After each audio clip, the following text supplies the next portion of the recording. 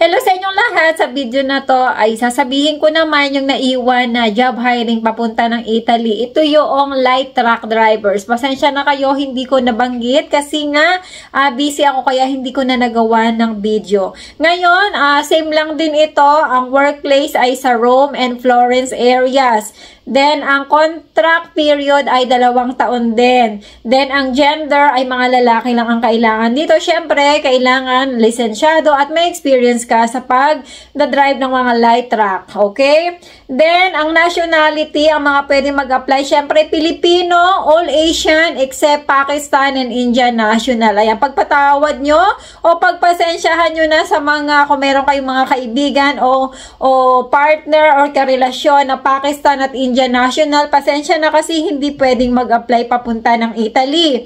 Quantity required ay 10 slot ang kailangan. Ibig sabihin yun nga, 10 pa ang available. Ewan ko lang kung sa ngayon ay may available pa na 10 at kung ilan pa ba ang available. Kasi nga, madami nag-a-apply papunta ng Italy kahit medyo mahal ang gagastusin. Then, ang required document, syempre, CB, valid passport, medical certificate, certificate of criminal record. Ang halimbawa ay interested ka mag-apply sa Italy, ang unang-una mong isisend ang iyong CB na naka-Europass format. At saka, syempre, yung valid passport mo, kailangan naka-properly scan yan. All pages. Sa pag-scan nyo, dapat yung 2 page magkasama sa isang picture.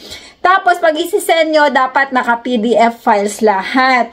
Ngayon, yung 2 munang yon ang inyong isi-send. Then, later on na, saka isi-send yung inyong medical na dapat fit to work kayo. At saka yung inyong police clearance na kukunin nyo dyan sa bansang kung saan kayo naroroon. Magkano ba ang salary? Wait nga pala, saan ba isi-send ang CV? Kasi kung halimbawa mapapanood mo ang video na to at ikaw interested, pakisend na kaagad ang iyong CV kasi nga ay paunahan ito. Ngayon, isi-send mo sa EU Travel Consultancy Spain at gmail.com or sa WhatsApp number na +63216636324. Ayan, mag-send na kaagad ng CV at ng passport. Then, magkano ba ang salary? 1,300 euro. Then, ano ang work schedule? 8 hours per day. 5 days per week. Ayan.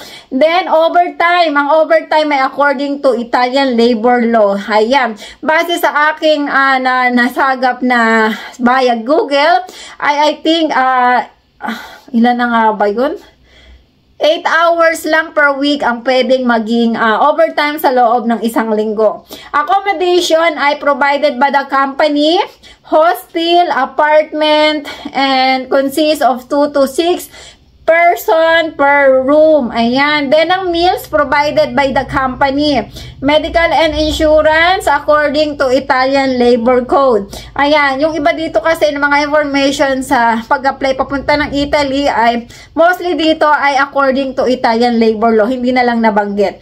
Then, workers' compensations insurance according to Italian Labor Code din.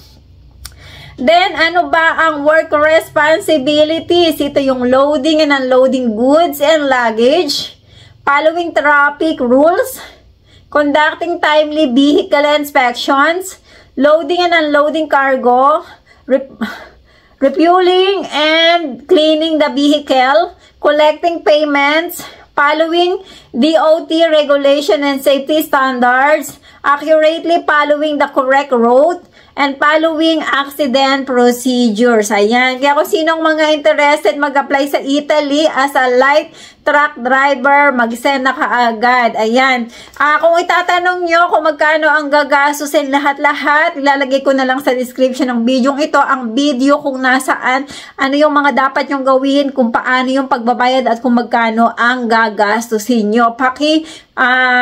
Panood na lang. Ayan. Pero kung wala naman siya, hindi siya aabuti ng 400,000. Kaya sa mga interested, nang gustong pumunta ng Italy, mag-apply online. Ayan, maraming salamat at sana ay marami kayong natutunan o meron kayong napulot sa video na ito. At kung nagustuhan nyo naman ang tabing ng video kong ito, pakiclick naman ang like at kung hindi ka pa nakaka-subscribe, pakiclick mo na ang subscribe button at para ma-notify ka na may bago akong upload, i-click mo na ang bell button. Maraming salamat at syempre hindi ko kakalimutan, mega shoutout ang mga taong nagpa-member sa aking YouTube channel. Maraming salamat sa inyo.